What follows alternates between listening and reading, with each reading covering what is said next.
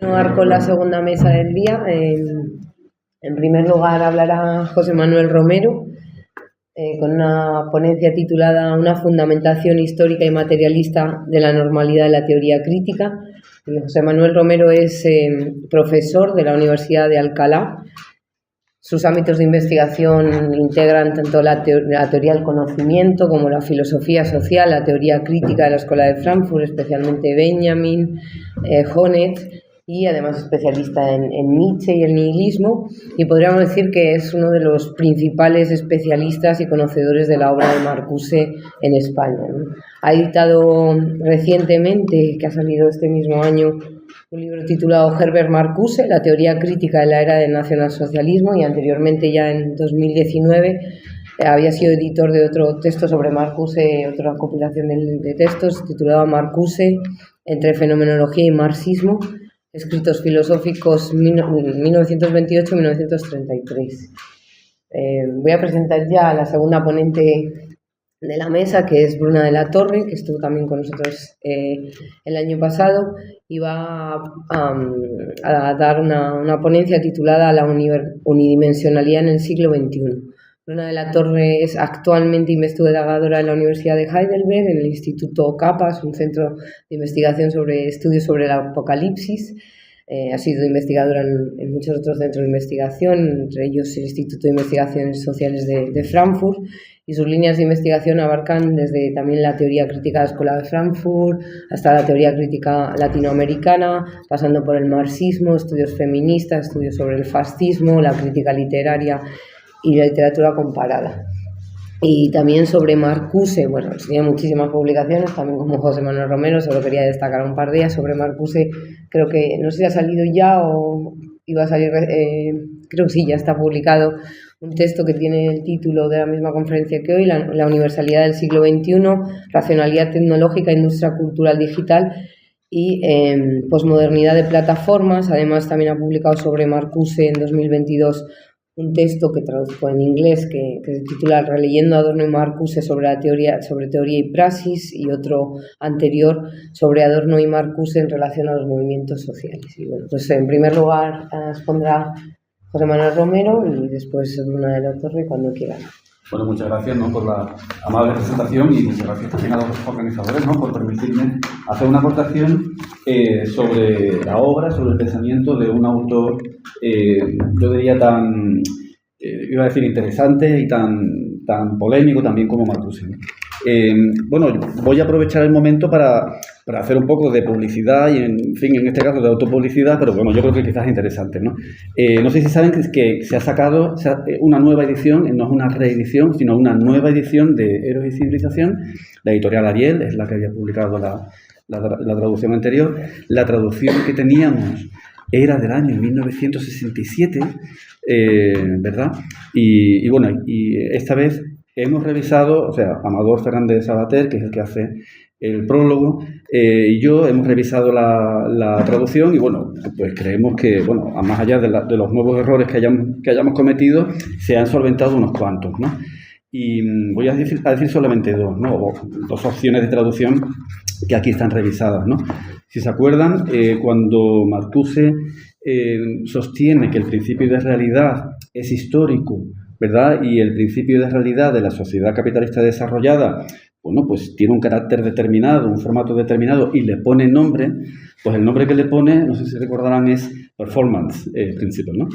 Y el traductor, o sea, Juan García Ponce, pues tradujo principio de actuación, que no sabemos muy bien a qué se refiere eso de actuación. Claro, una performance, pues era una actuación.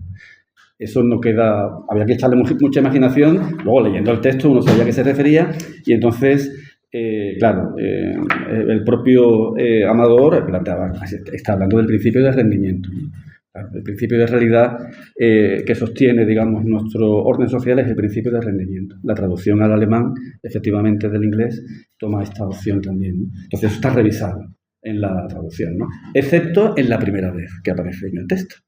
aquí la culpa no es nuestra, es culpa del lector de la editorial, ¿verdad? Donde él presenta, ¿verdad?, el concepto de represión excedente y luego el supuesto principio de rendimiento, pues mantiene principio de actuación. O sea, cuando compren el libro, por favor, en la página 51 pueden tachar actuación y colocar rendimiento, porque luego ya aparece principio de rendimiento y el lector no sabe qué puñeta es esto. El principio es, al principio habla de principio de actuación y luego principio de rendimiento. Bueno. Y luego otro concepto también que hemos revisado es en la traducción anterior, sobre todo en el capítulo sobre la dimensión estética, estaba como concepto central el concepto de sensualidad. El concepto de sensualidad. Claro, y Marcuse reivindica aquí una razón sensual. Y la sensualidad para arriba y la sensualidad para abajo. Claro, que uno dice, bueno, 1967, sí, ya San Francisco, estaba ya allí, estaban calentando motores, ¿verdad? Los hippies, ¿no? ¿Verdad? Claro, una razón sensual, ¿verdad? Claro, en inglés el término es sensuousness, que Marcuse en un momento determinado distingue de sensuality.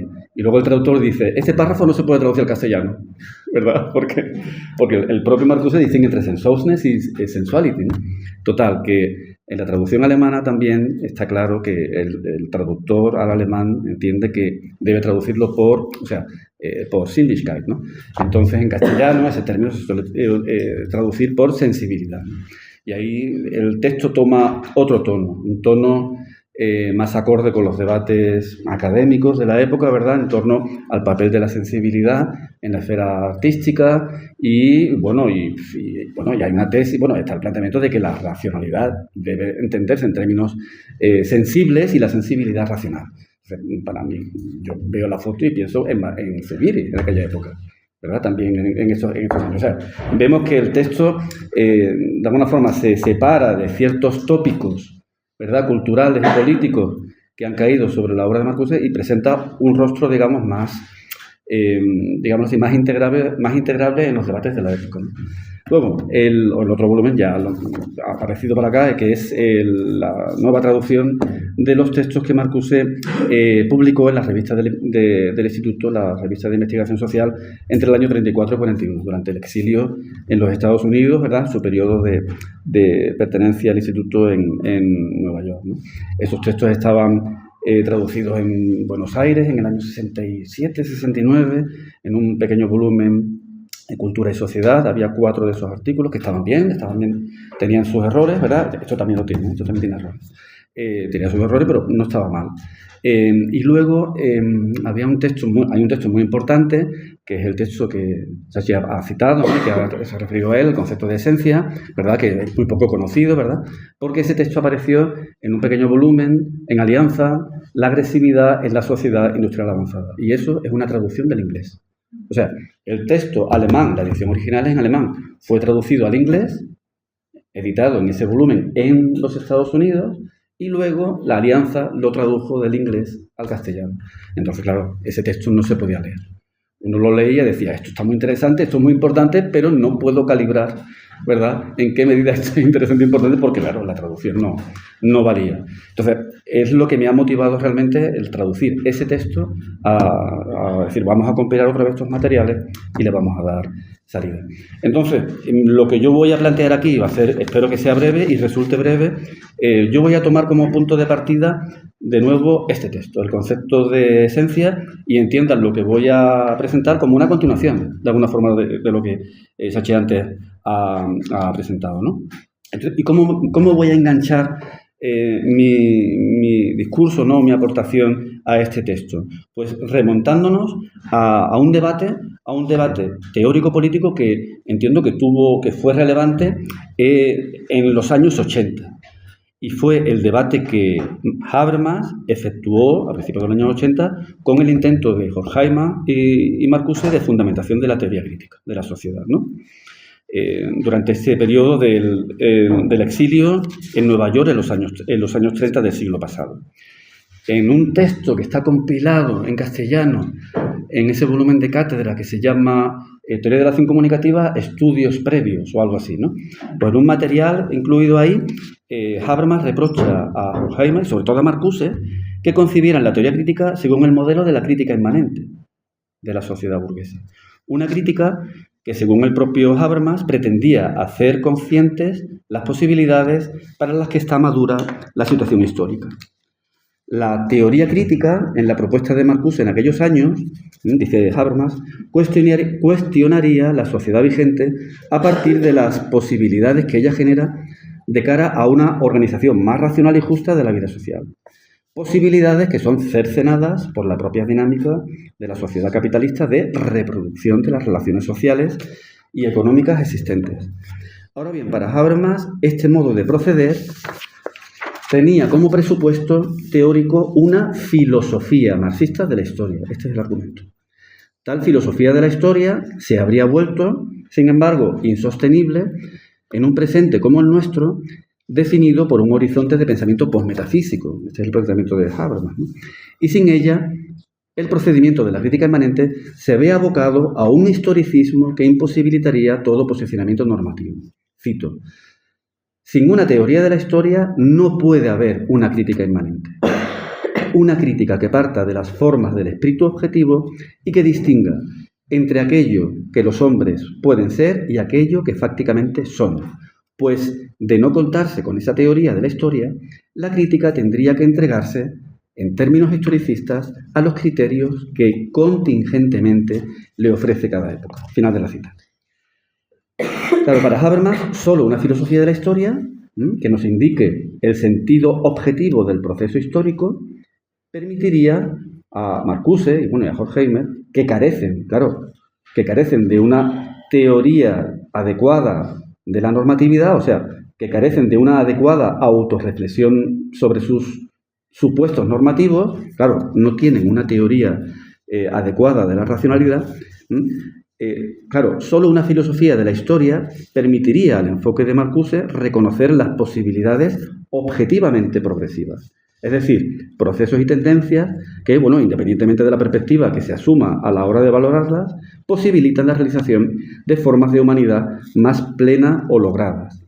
Habermas piensa que en ausencia, claro, en su caso, su propuesta es esta, en ausencia de una teoría adecuada de la racionalidad, Marcuse solamente puede recurrir a una filosofía de la historia como la ostentada por Hegel y Marx para distinguir de modo convincente, claro, de modo, vamos a decirlo así,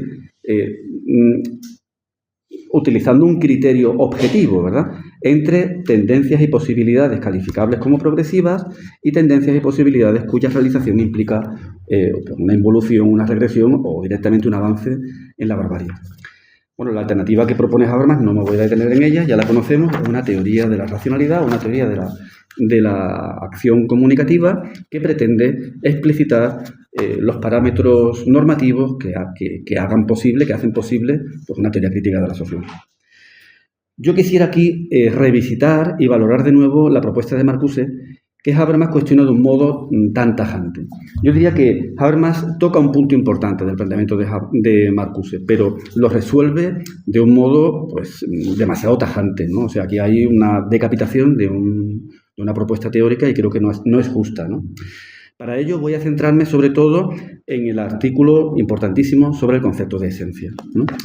Publicado en el año 36 en la revista del Instituto, un año antes de la publicación, claro, ya lo sabemos, del artículo de Horkheimer, Teoría tradicional y teoría crítica, y del artículo firmado conjuntamente por Horkheimer y Marcuse, titulado Filosofía y teoría crítica. En el artículo sobre el concepto de esencia, Marcuse realiza un recorrido histórico por las transformaciones del significado del concepto de esencia, ¿no? Desde Platón hasta el positivismo, pasando por Aristóteles, Tomás de Aquino, Descartes, Husserl, Schiller, en el que no nos vamos a detener aquí. Lo que nos interesa sobre todo es cómo caracteriza Marcuse la significación del concepto de esencia para lo que denomina como teoría materialista, que prefigura lo que al año siguiente sería denominado como, ya sabemos, teoría crítica. En su estudio, Marcuse pone de manifiesto en Platón una concepción de la esencia que ya ha apuntado antes Sacchi, ¿no?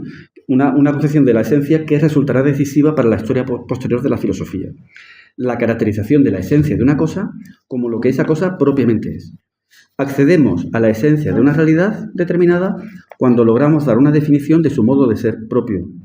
La esencia asume así una posición, claro, normativa respecto a la existencia fáctica de la cosa que, por causas contingentes, puede no coincidir con su esencia. O sea, le puede impedir estas causas contingentes que una cosa concreta, realiza o cumpla con su esencia. De este modo, respecto a las realidades singulares, en su modo fáctico de existir, la esencia define el modo de ser en el que la realidad encuentra la plena realización de lo que propiamente es. Representa, en virtud de ello, su deber ser, ¿no?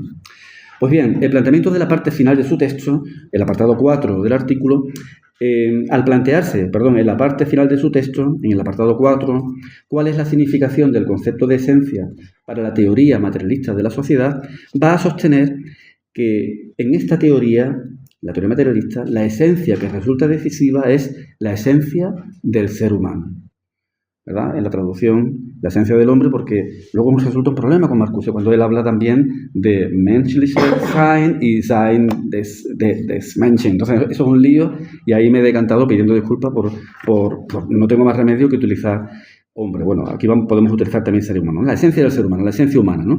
Él también hace al principio del apartado 4 una referencia al significado del concepto de esencia de la formación social. En unos términos también muy interesantes. Pero luego él plantea lo que estoy diciendo. El concepto de esencia central para la teoría materialista es el concepto de esencia humana.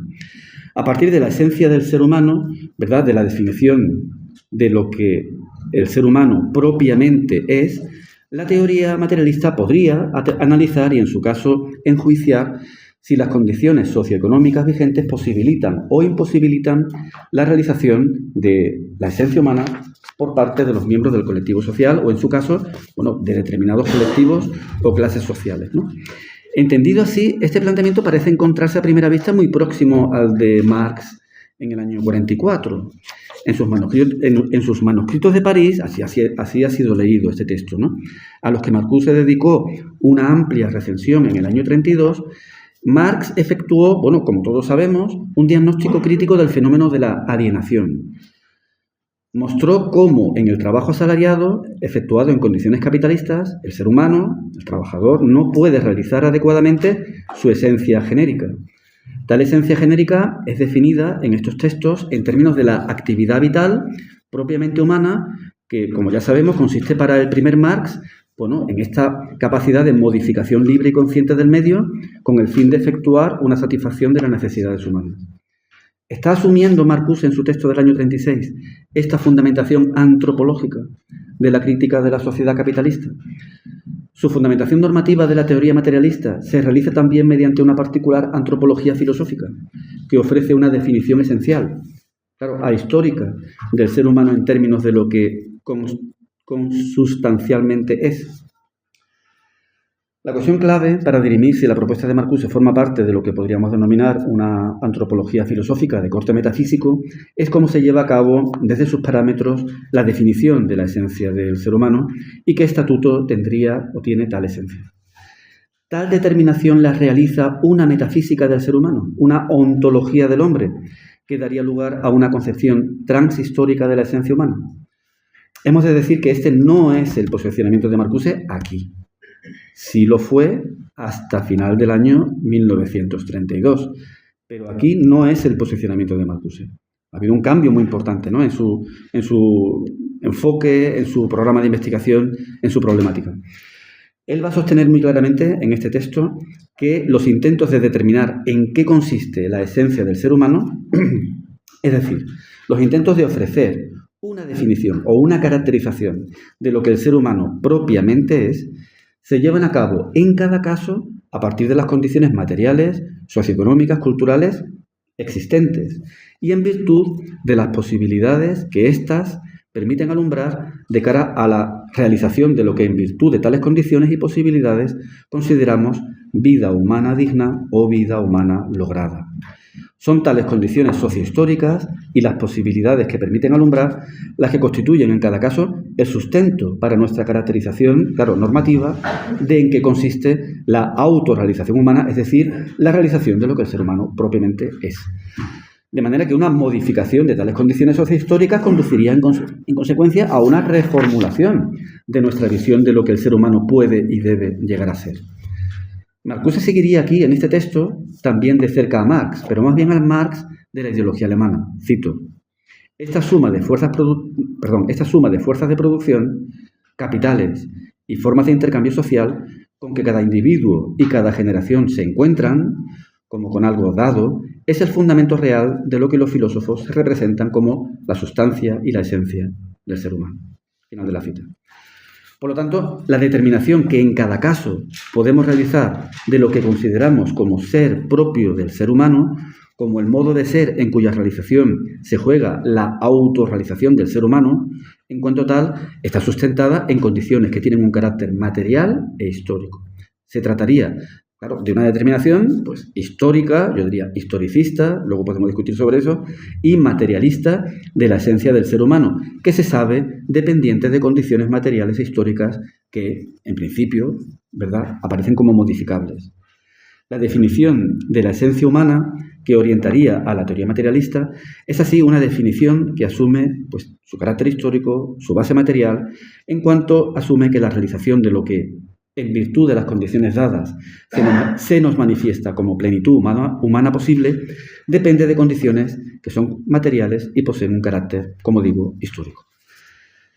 De manera que la teoría materialista afrontaría la sociedad vigente bajo la perspectiva de si posibilita o imposibilita realizar la forma de existencia humana lograda que nos podemos representar como posible y realizable a partir de las condiciones materiales, socioeconómicas, culturales existentes en dicha sociedad. Esta forma de existencia lograda, este modo propio de ser del ser humano, no apunta a un modo de ser, a una esencia constitutiva del ser humano, independiente de las condiciones sociohistóricas. Es una esencia pensada siempre desde unas coordenadas sociohistóricas concretas, sostenida en la existencia de unas determinadas condiciones materiales de vida alcanzadas por la sociedad vigente. Se trata de una concepción, como digo, histórica y materialista de la esencia del ser humano. Tal forma de existencia lograda, tal forma de ser propio del ser humano, tematizado en el concepto materialista de esencia, aparece como normativo. Claro, como pudiendo ser en virtud de las condiciones existentes y como debiendo realizarse, aunque ello implique la abolición de las relaciones socioeconómicas vigentes que lo impiden. Es una esencia tal lo que constituiría para Marcuse el parámetro normativo central de una teoría materialista. Ahora bien, este concepto normativo de ser humano, de esencia del ser humano, que es fundamental, sería fundamental para efectuar un análisis crítico, ¿verdad?, de la sociedad vigente, tendría como sustento un factor situado, vamos a decirlo así, en un nivel más radical. La labor de definición de la esencia del ser humano requeriría, desde la perspectiva de Marcuse, de un interés por parte del teórico. Un interés que le lleva a formular tal noción de esencia del ser humano como algo con una significación positiva, que debe ser realizado. Es decir, como un concepto normativo capaz de sustentar y orientar el análisis crítico de la sociedad. Este análisis, este interés, es formulado por Marcuse en unos términos que me parecen interesantes. Él hace referencia, explícitamente en ese texto y en otros de este momento, él hace referencia a una preocupación. Eine Sorge, claro, naturalmente, ¿no? Eine Sorge, ¿no? Una preocupación que sería inherente no al ser humano, no a la existencia humana, no. Es una preocupación propia de la teoría materialista.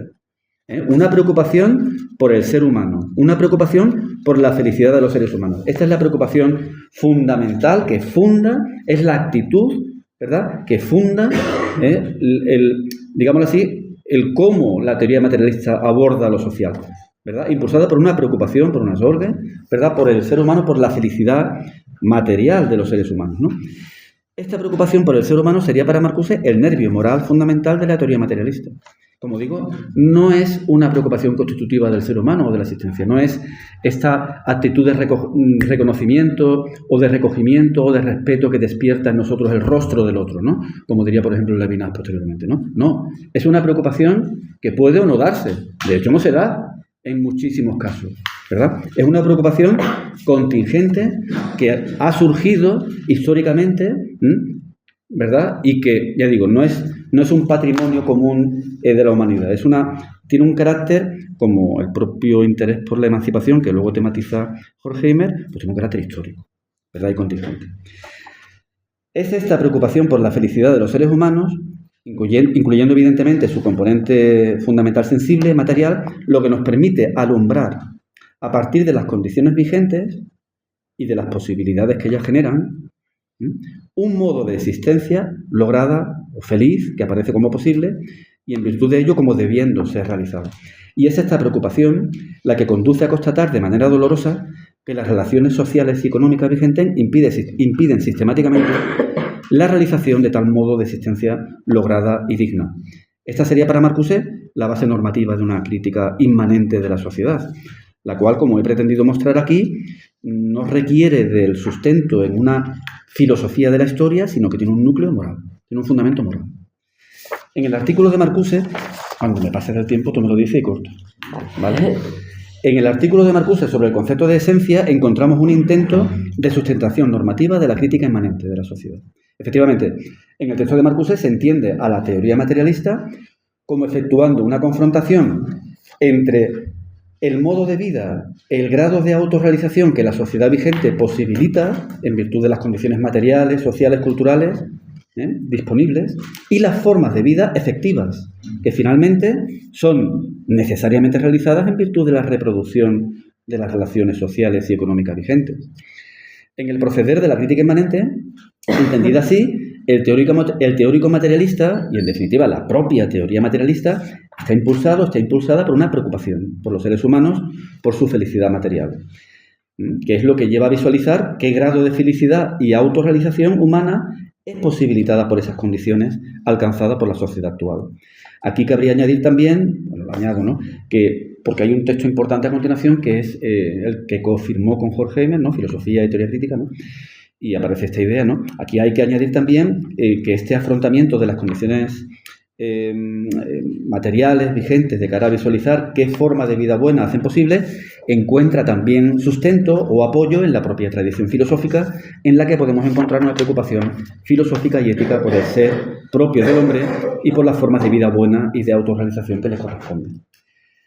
Marcuse, ya voy terminando, Marcuse nos ofrece aquí una teoría del ser humano, Marcuse no ofrece aquí una teoría del ser humano, una antropología filosófica, sino lo que podríamos calificar de una aclaración teórica de cómo se define en cada caso la esencia del ser humano, y sostiene que la definición que se realiza en cada caso de tal esencia está ligada a un contexto, a unas condiciones determinadas, lo cual hace de la esencia definida a partir de estos términos una esencia histórica y con una base material.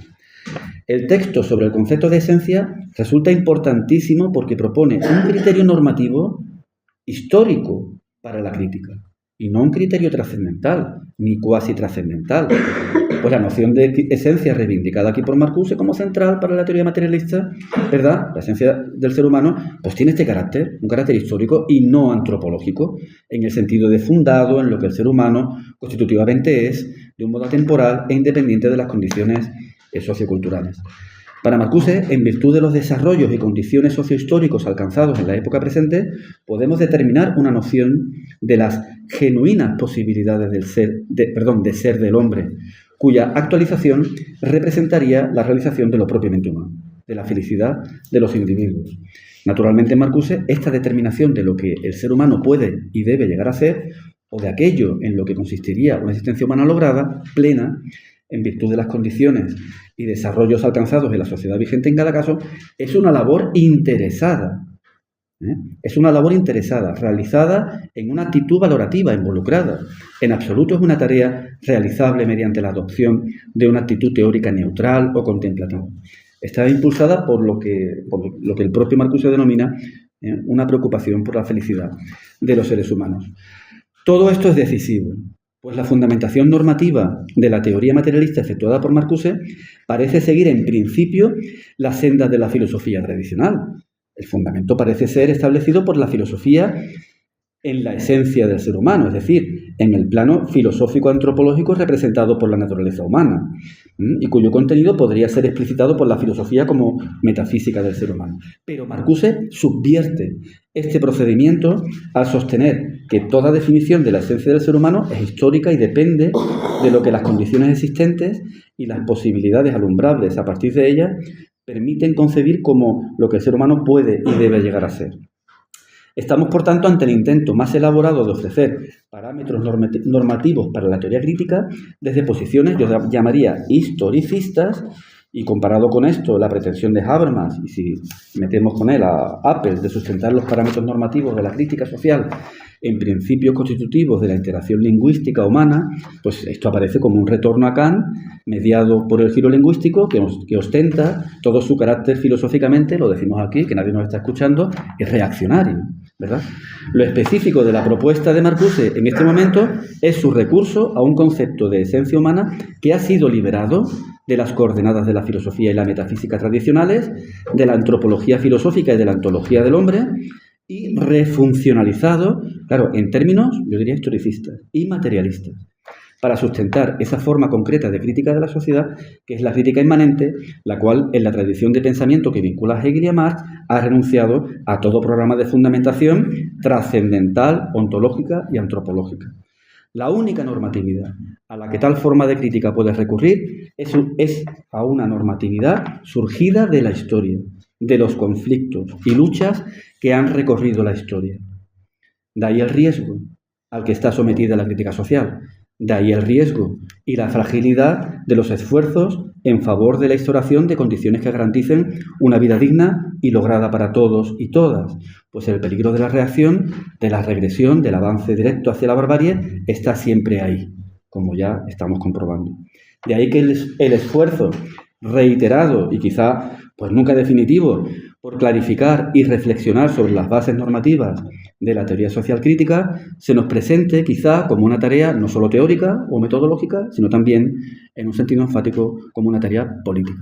Muchas gracias.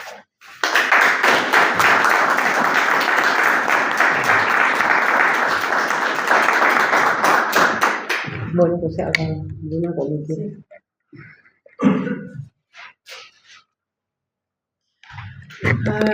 Buenos días, ¿me escuchan bien?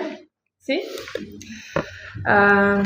Bueno, quería comenzar agradeciendo a la Sociedad de Estudios de Teoría Crítica, a Jordi, a Cristina, a Zamora, por estar aquí nuevamente, decir que es un inmenso placer debatir con ustedes hoy, con Alex, con José Manuel. Bueno, he propuesto... creo que todos tenemos hambre, estoy compitiendo con eso, entonces no podemos negociar con la naturaleza, entonces voy a intentar ser rápida. He propuesto discutir la unidimensionalidad en siglo XX y XXI, y lo que voy a hacer aquí es destacar dos puntos y análisis presentes en el hombre unidimensional que creo que nos interesa debatir hoy. El concepto de racionalidad tecnológica y las reflexiones de Marcuse sobre la era atómica. Parece obvio, pero no es ni siquiera para quienes se dicen marxistas. Una de las grandes contribuciones de Marcuse para el siglo XXI reside en sus reflexiones sobre la tecnología y la racionalidad tecnológica, en la discusión sobre la idea de que, yo cito, la noción tradicional de neutralidad de la tecnología no puede mantenerse. La tecnología, afirma Marcuse, no puede aislarse del uso al que está dirigida. La sociedad tecnológica es un sistema de dominación que ya opera en el propio concepto y en la construcción de las técnicas. Es decir, todo el proyecto de la sociedad capitalista y su forma de vida están incrustados en su maquinaria aparentemente neutra y polivalente. Lo que quiero discutir con ustedes es precisamente la idea de que en el mundo en que vivimos, yo cito, la racionalidad tecnológica se ha transformado en una racionalidad política. Comprensión que los new materialisms tan de moda hoy no consiguen alcanzar. Tal vez ninguna discusión de Marcuse sea tan importante hoy en día como esta, cuando una gran parte de la humanidad encuentra en la tecnología, tal como es, una respuesta para el poliapocalipsis contemporáneo, desde la crisis climática hasta la política, cuando los sectores progresistas se entregan con los brazos abiertos a la lógica de visibilidad de las redes sociales y a sus criterios de compromiso, y defienden ese aparato privado y monopolista como una ágora digital y una manera de reconectarse con el pueblo. En su desesperación buscan aliados en figuras como Taylor Swift. Cualquiera que se extrañe de ese escenario cabe bajo la sospecha de elitismo. La insuficiencia de esa estrategia, incluso en términos electorales, no produce, como cabría esperar, una reflexión crítica, sino una reafirmación constante de que no hay otra alternativa. Hoy un discurso, yo creo, neoliberal totalmente absorbido por los sectores que deberían protagonizar el gran rechazo de lo existente. Cuando más derrotado es nuestro lado, más cree en el aparato a través del cual encontró su ruina. La racionalidad tecnológica es aquella que justifica la existencia de algo porque funciona bien, aunque se trate de máquinas de destrucción. La irracionalidad tecnológica contemporánea es la que insiste en defender el aparato tecnológico, aunque no atienda a sus intereses. El concepto de racionalidad tecnológica es una constante en la obra de Marcuse, un concepto polémico que en Hombre Unidimensional tiene el objetivo de ampliar un aspecto ya presente en Marx. Marcuse amplía la teoría marxiana al discutir cómo, siendo la sociedad capitalista una sociedad tecnológica, las técnicas de industrialización imbuidas de una racionalidad tecnológica son también formas de racionalidad política.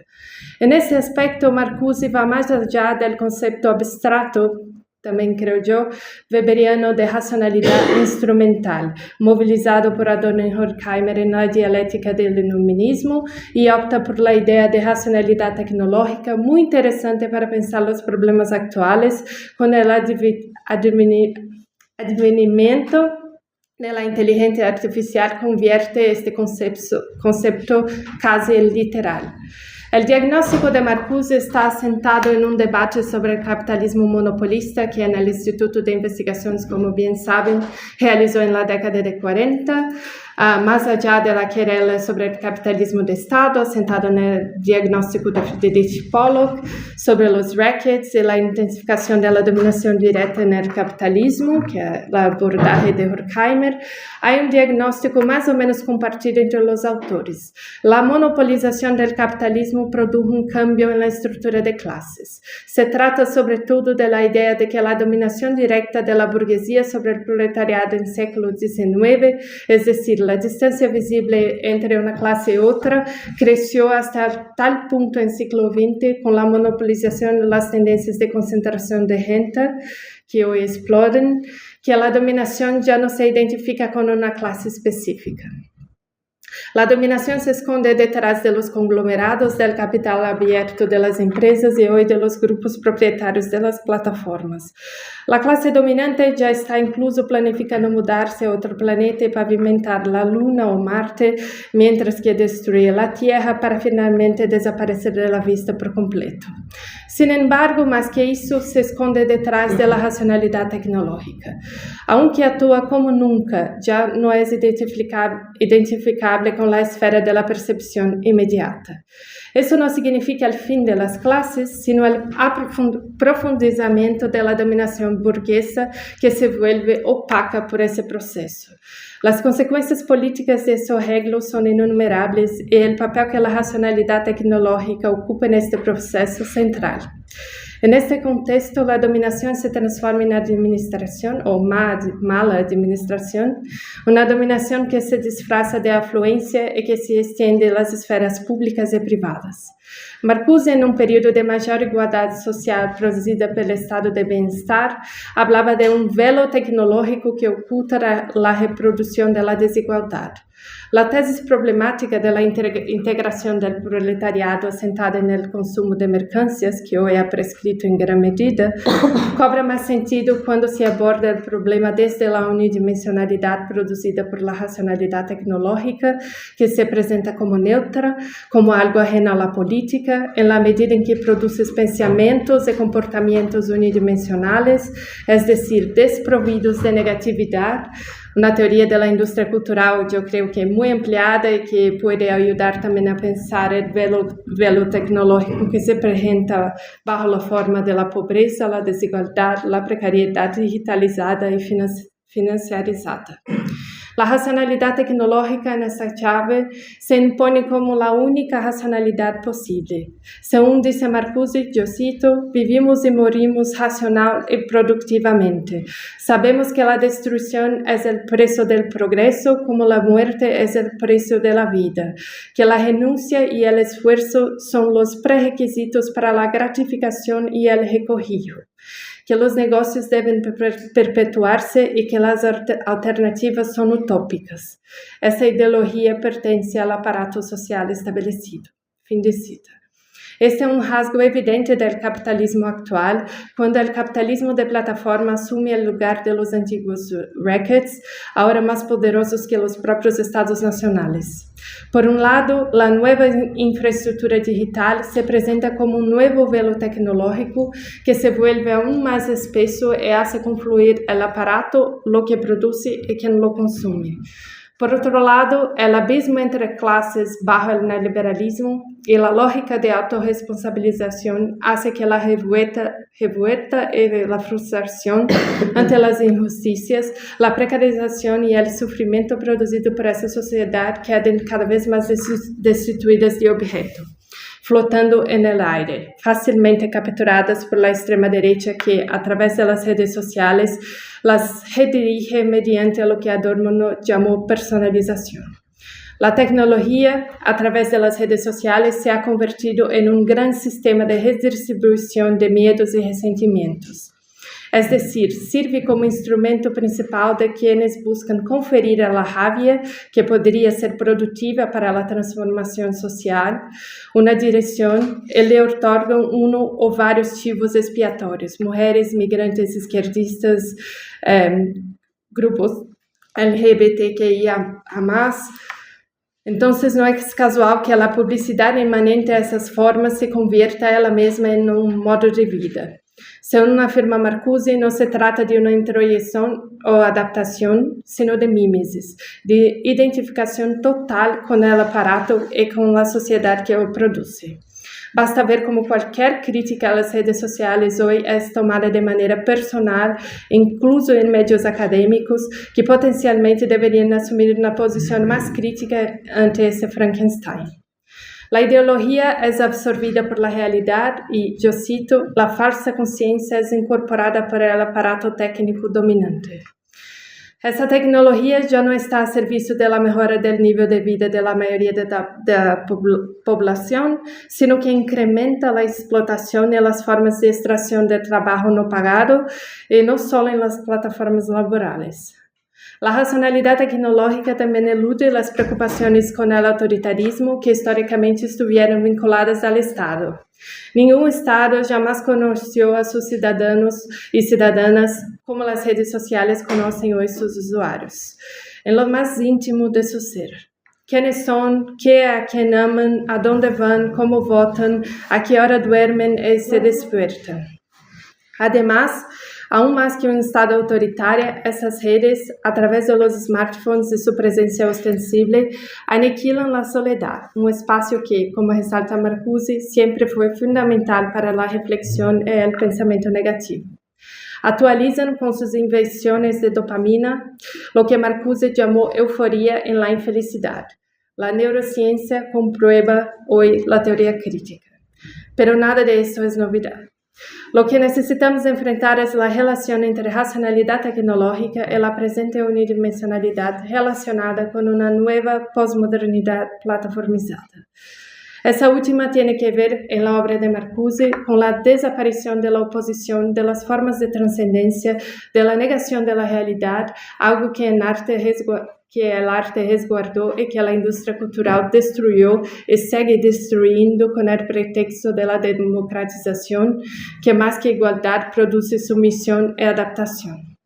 La unidimensionalidad es el inverso del pensamiento dialéctico, es conformarse con lo existente. En un mundo en cual casi nada parece ya un tabú, la racionalidad tecnológica completamente naturalizada se ha vuelto el mayor de ellos, intocable. Quien la cuestiona es llamado deludita o paranoico. El carácter irrealista de la idea de superación del capitalismo digital es sintomático no de su carácter utópico, sino del dominio total de las formas que previenen contra ello. Y esta unidimensionalidad se extiende también a la esfera militar. En la dialéctica de la Ilustración, Adorno y Horkheimer decían que la industria cultural capitalista postnuclear constituye un sistema, una especie de cemento social que mantiene cohesionada la sociedad. Yo cito, los automóviles, las bombas y las películas mantienen todo unido. De eso trata también Marcuse con la unidimensionalidad.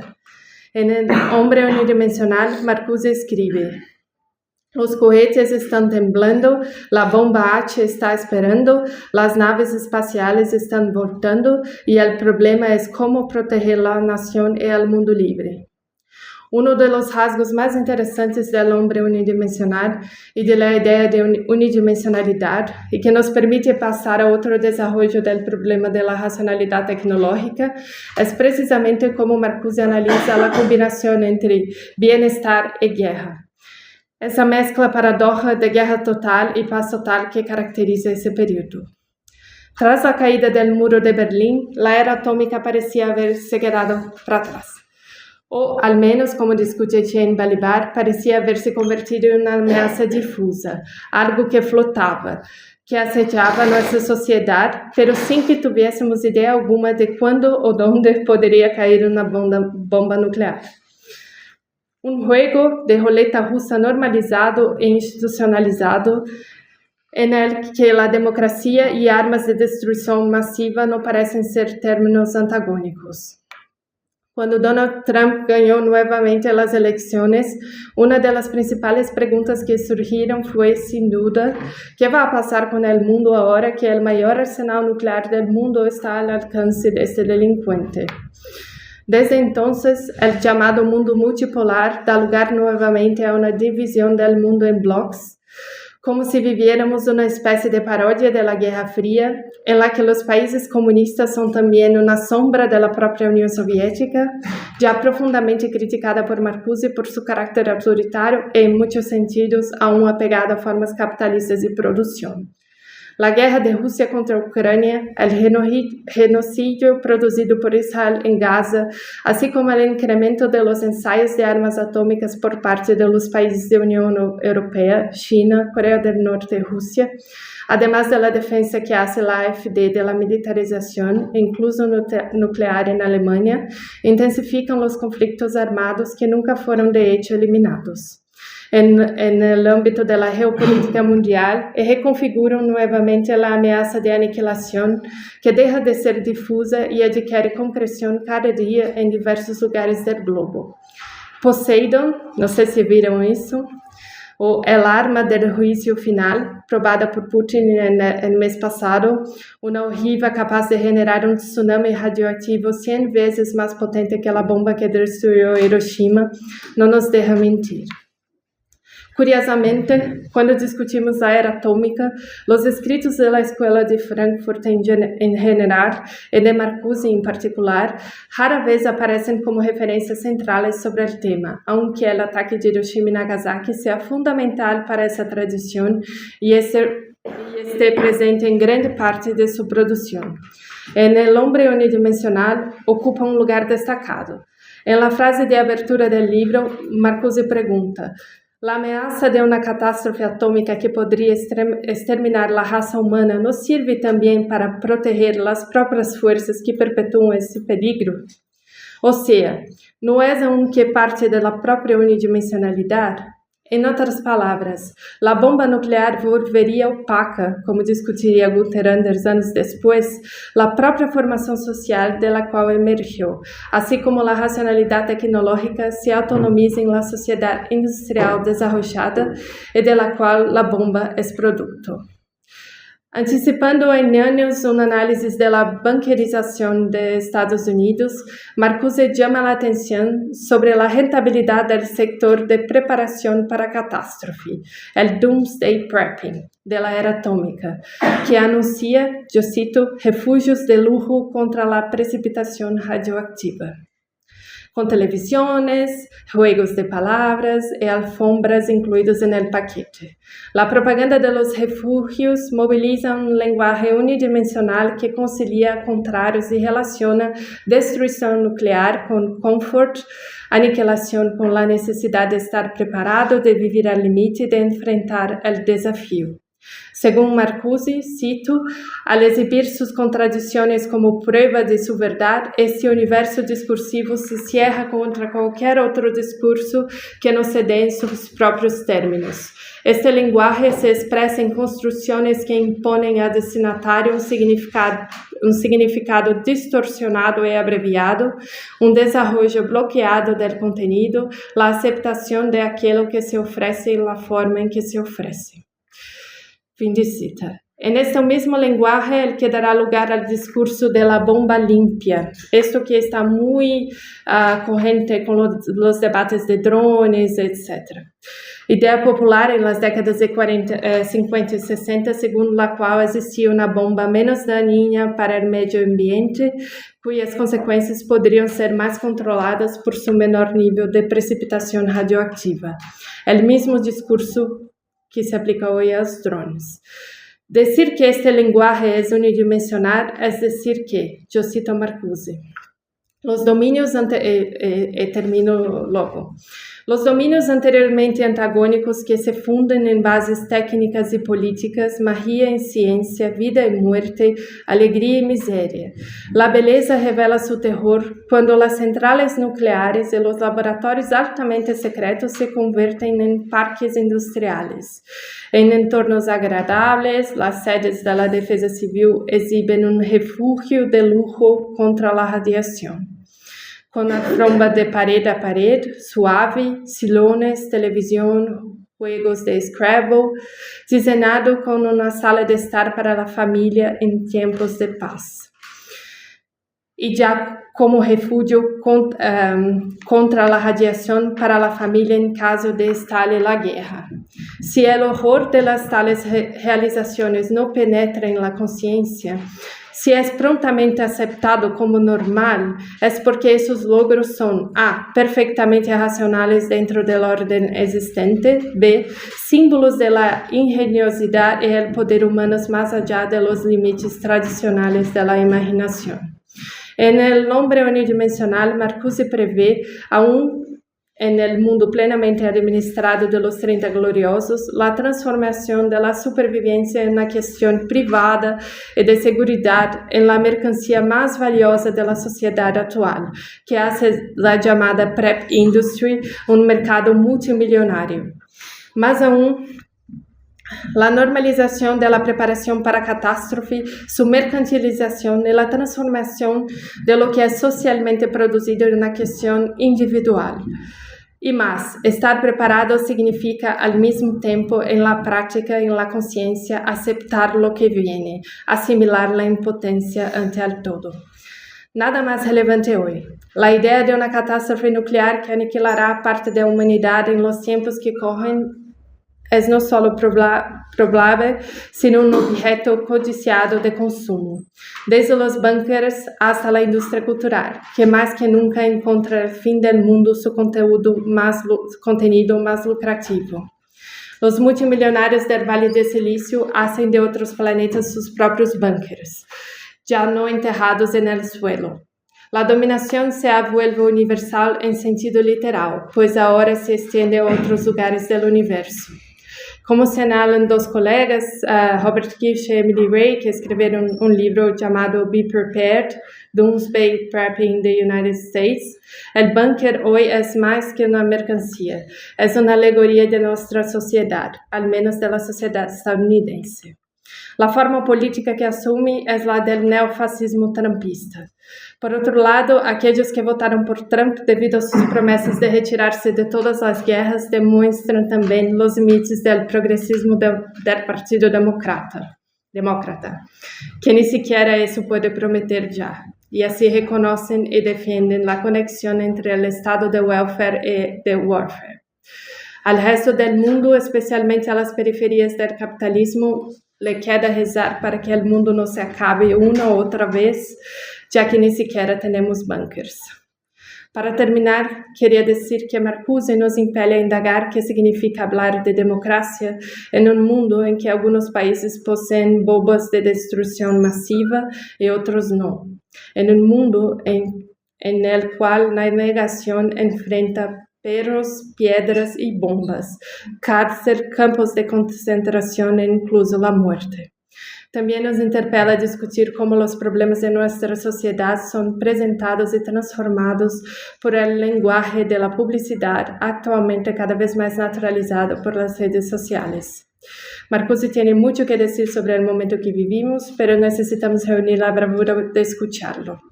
Desde Marx, la negación del capitalismo pasa necesariamente por la negación de nuestra propia condición de trabajadoras, pero también de consumidoras de aquello que ese sistema nos presenta como felicidad.